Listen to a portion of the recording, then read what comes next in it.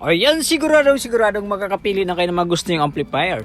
Dahil si RTB Tips lamang ang makapagbigay sa inyo ng complete details na malinaw at ito naman kay Tosondra Mark II. Alright, syempre mas mababang presyo nito, 4, 5, 6, 7, 8, 9. 9 fair again, okay? At naka NGW na rin siya. NGW 030 2G. So, ano kaya magkakaiba ng dalawang to? Doon sa Mark III. Alright. Yan, meron siyang tatlong diode, no? Bridge diode. At meron siyang capacitor na ilang piraso? 12 pieces din. Halos same lang sa Mark III, no? O, pasado siya sa quality control.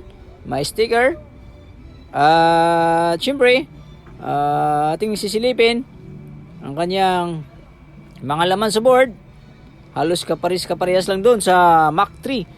MACH Mark III, March 3. O, ano kaya may Miko? Ano yan? Basta, di ko alam paano basahin yun. Mac siguro yun. O, Mats. Bahala na kayo. Ayan. Tingnan yung mga kapasitor niya guys. Yung kulay pula. Parang yung mga pang-powered amplifier. Ayan. 71 volts, 22,000 UF. Okay. So, sa kapasitor, bala yung pagkakaiba. 120 si 3. 71 lang to si 2. Ngayon sa supply guys, nakatago din to. Siyempre, sasilipin ng RTB Tips. Hindi yan papaya guys na hindi ko kayo mabigyan ng tamang detalye nito. 108 yun si ano eh. Tingnan natin. 108 yun. Dito ako nagtaka. Yung supply nila. 108 yun. Tapos ito. Halang hirap silipin guys. Pasensya na kayo. Medyo malabo ha. Okay, tiisin na lang muna natin yung mga ganyang videos. Alright. Cut natin, cut.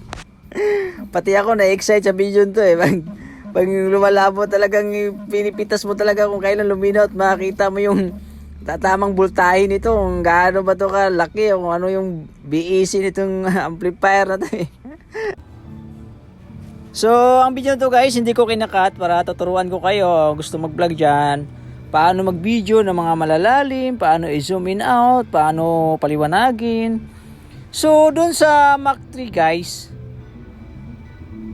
napapansin ko bakit 108 lang yung nakuha natin. Ibig sabihin, mayroon akong nakakaligtaang voltahe doon na mas mataas. Kasi ito si Mark II, yan o, 123. Nakita nyo yan? O, 82 volts, 123. Diba? Mas mataas siya. So, asan? Bakit 108 lang yung nakita ko? Baka may nakatago pa na hindi natin nakita na mas mataas. No? So, alright, kung na-miss man doon sa voltahe ng Mark III, hindi natin alam kung sino mas mataas sa dalawa kasi Mark II lang yan eh. O, diba? Bitin na naman. Alright.